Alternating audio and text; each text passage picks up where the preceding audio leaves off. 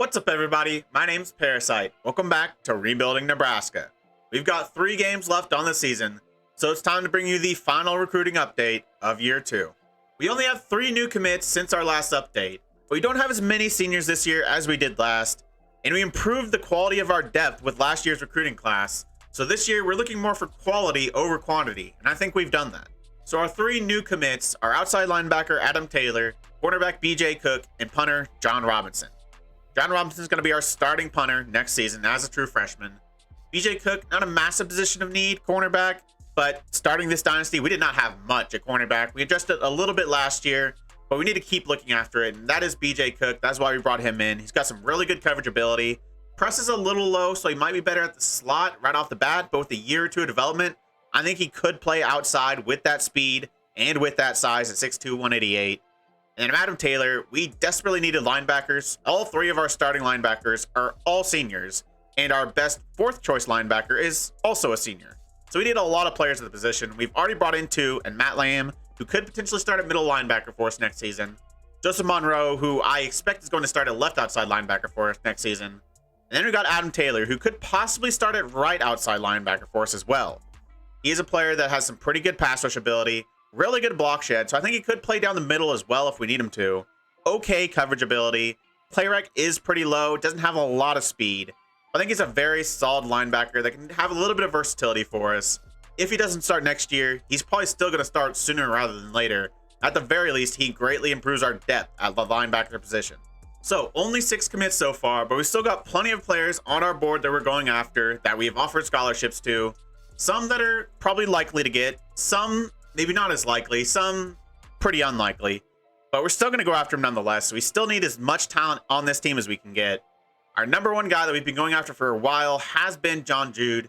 He would definitely start at right outside linebacker if we do land him, but it's been a very close race all season long. It's currently a 4-horse race between us, LSU, USC, and for some reason Western Kentucky. Okay, he's not even from Kentucky. I don't understand that one. But we are currently in the lead, but only 15 points ahead of LSU. And both them and USC are closing on us, even if it's only slightly. But they both also have visits yet to go. We've already had our visits. So I'm not super confident in getting John Jude. It's probably going to go to the offseason. We'll see if we can need to go all in on him. Obviously, he's a player I really want. But, you know, there's some other positions of need where we don't have players yet that I really want to bring somebody in. So we might not end up getting John Jude, but I'm still going to keep him on our board. He's still our number 1 prospect because I think he's the best player currently on our board. Next up, Kyle Wade, a guard prospect. We definitely need more and better guards. We are currently 2nd. We've been all over the board on the race for Kyle Wade. It's been kind of crazy. Currently, Minnesota have the lead, and they have just taken that lead. They just had their visit, I believe. And so they have jumped up massively, 1,270 points to take the lead over us. We had the lead before. Navy are also newly into the race. So for a little bit, it looked like we were pretty much going to get Kyle Wade, but every other team has had their visit, so it's a little bit more questionable now. I still really would like him, but not totally sure what to expect. This one's very likely to go to the offseason. Next up, one that has completely come from out of nowhere, Quentin Ingram. Missouri have been top of his board all season long, and suddenly they're not in the top 5. I don't know what happened, but they are suddenly 8,865 points behind from one day. I don't understand that one. So we are currently in the lead, 1,600 point gain, but TCU are all of a sudden in the race as well. And they still have a visit to go, and they've offered him a scholarship. So it looked like we're going to lose out to him to Mizzou. Now we might lose out to him to TCU out of nowhere. Still a weird race. Still not sure what to expect in the Quentin Ingram race at all. Next up, Cole Jones. I think he actually might be the best all-around linebacker in this class. 78 overall, not quite as high rated as some other guys, but he is extremely well-rounded. He's got some pretty good speed, really good acceleration. Tackling is a little low. That's the one thing that really holds him back, but decent, really good pursuit, pretty decent play rec, decent pass rush ability in his power moves, really good block shed, and he can cover. So he can play all 3 positions. So I really, really would like to bring him to this team. But USC currently have the lead. They're currently growing that lead, and they still have a visit, and they've offered him scholarships. So I think it's pretty unlikely we get Cole Jones, unfortunately. Next up, JUCO sophomore tight end Matt Campbell. Player looked like we're going to be getting for a while. Now it's looking a little bit more questionable as Missouri are right in the race. He's a player that's a pretty good receiving tight end with a little bit of blocking ability as well. He'd be some really good depth for us. We like to play with 2 tight ends, but Mizzou are starting to cut into our lead.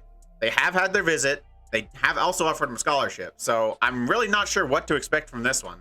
I would still like to get him because we definitely need another tight end, but it's definitely going to be between us and Mizzou. Another one that's probably going to go to the offseason. Another one, I'm not sure how many points we can really put into him in that offseason, but a player I really want. Next up, center prospect Yr2. It's been kind of a 3-horse race this entire season between us, Georgia, and Ohio State, but I've been expecting them to kind of run away with it at some point, at least one of the two, if not both of them. It just hasn't happened, which has surprised me, but I still don't see us getting him. We are currently a little falling behind both Georgia and Ohio State, 265 points. We've had our visit, as have Ohio State, but Georgia haven't. We've all offered him scholarships. Unless something kind of weird happens, a la Quentin Ingram and Mizzou, I just don't see us getting Yr2. But a player I'm pretty confident saying that we will be getting is free safety Tim Hawley. We've got nearly a 5,000 point lead. To be honest, I'm surprised he hasn't committed yet. But we needed a safety. Quentin Ingram has been kind of questionable all season long. We've never been top of the race for him until just now. But I'm still not super confident we'll get him. We need at least one safety, but it looks like we are going to get Tim Hawley at the very least. If we get both, I'll take it. That'll improve the depth, but we need one. Looks like we are going to be getting one in Tim Hawley. Joe Henderson, kind of like Matt Campbell, a player it looked like we're going to be getting for a while. Another JUCO. I think he's a junior though. But Michigan suddenly right in the race. It's going to become pretty close. But he's a very good guard. Would probably start immediately. I don't know. At least be really, really good depth. A lot better than what we have. Michigan have had their visit, but they are growing the lead. They've offered him a scholarship. Obviously, it's Michigan. So I'm not sure what to expect with Joe Henderson either. Another player I would really like to have, though. But he is from Michigan, and it looks like they might be getting in this race, and it might be going to the offseason, just like most of the other races are going for right now. Next up, a couple more linebackers. We've already got a couple commits. Looks like we might get at least one more, but we need quite a few. We're losing quite a few linebackers, and our depth of position has never really been that good. So I want to bring in as many as I can, really, at this point. Versus Kyle King, he is probably more of a middle linebacker than anything else. Doesn't really have the pass rush ability, in my eyes, to play right outside linebacker.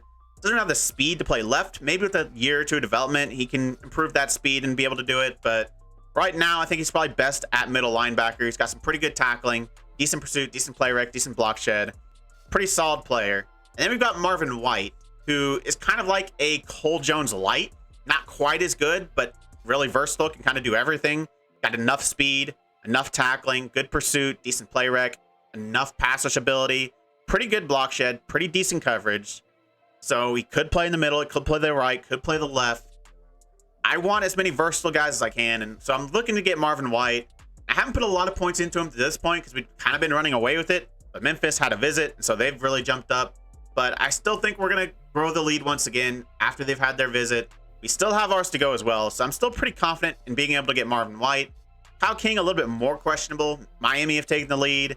We both have visits yet to go. Not totally sure what to expect. It's really a 2-horse race, but if I'm going to miss out on anyone, I think Kyle King would be the one to miss out on. And then up next, we've got Eric Randolph, who we don't have many offensive players on here, especially at the skill positions, but Eric Randolph is one that I want. He's got some good size. He's got some good speed. But it's looking pretty unlikely. He's definitely a really good wide receiver. But Alabama and USC are both in the race. They're both slowly gaining on us. But we've had our visit, and they haven't. I would be surprised if he doesn't go to Alabama. They've offered him a scholarship. They have a visit yet to go. I think that's where he's going to go. I'm still going to push for him, but it's looking unlikely at this point. Another player like Tim Hawley that we are very likely to get is pass rusher Quentin Edwards. We had a couple of walk-ons last year at defensive end, so I definitely need to improve the depth. We have basically no pass rush, so as many bodies I can bring in there, the better. He's not an amazing pass rusher, but he's good enough. He's got decent block shed.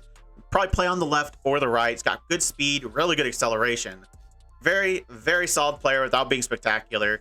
No other teams really going in for him. None have visits. None have scholarships, so it's looking very likely we're going to land Quentin Edwards. And then we got Eric Harris, who's kind of a backup option for Yr2. Looking unlikely we'll get Yr2, so I'm going to go after Eric Harris. And we have recently taken the lead on him. He's a pretty solid center prospect. We just had our visit, which is why we jumped ahead of, I believe that's Fresno State.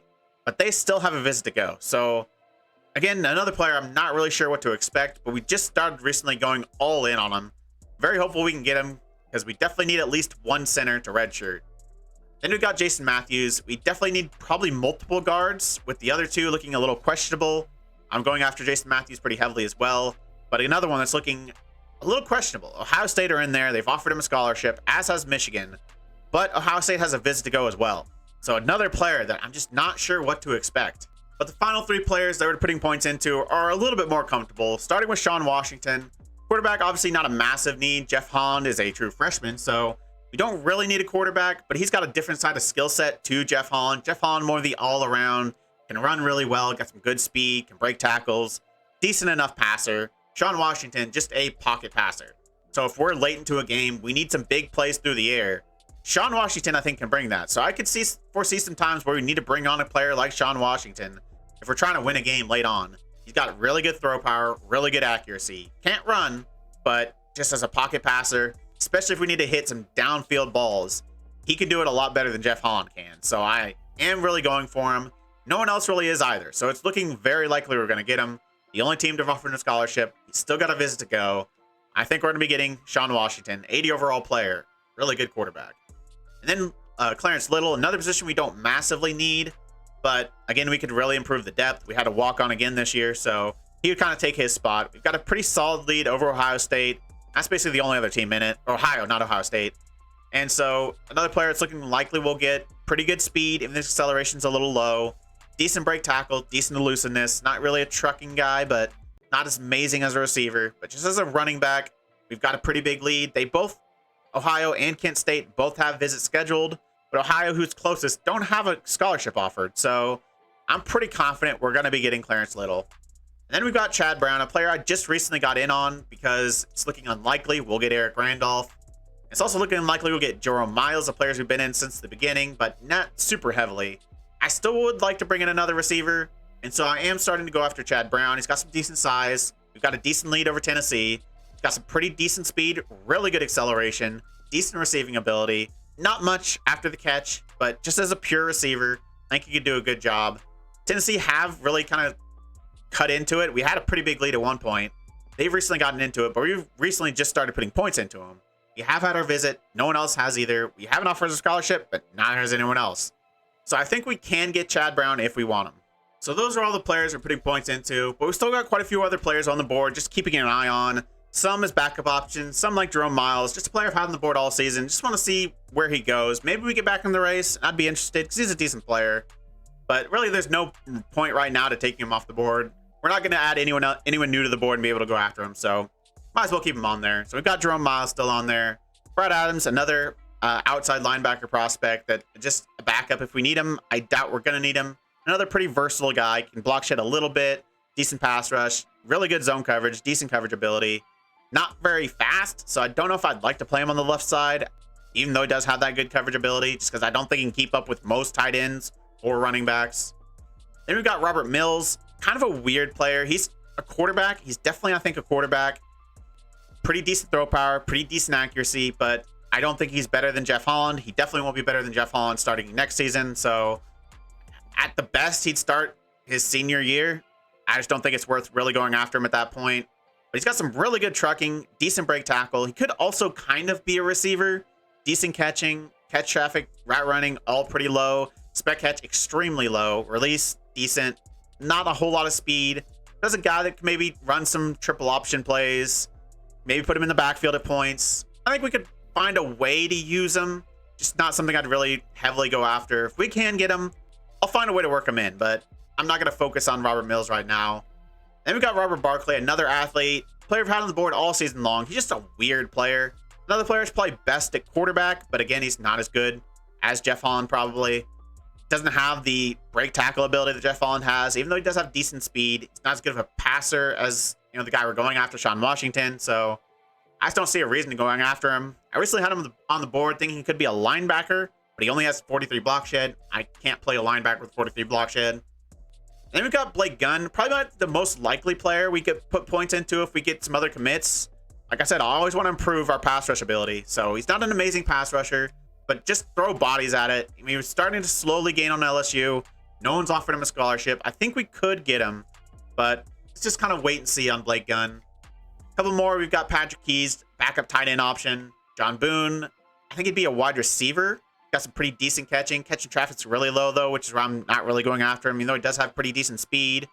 Doesn't have much after the catch. A little bit of looseness, decent juke move, really good spin move. Not an amazing player. Oklahoma State looks like they might be getting into the race.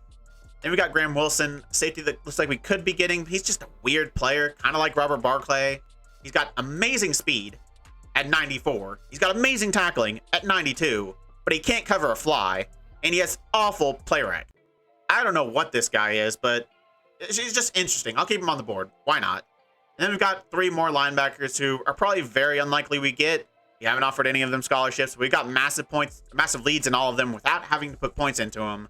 So if we just desperately need a linebacker in the offseason or something like that, I could go after one of these guys, and I think I could get him pretty easily.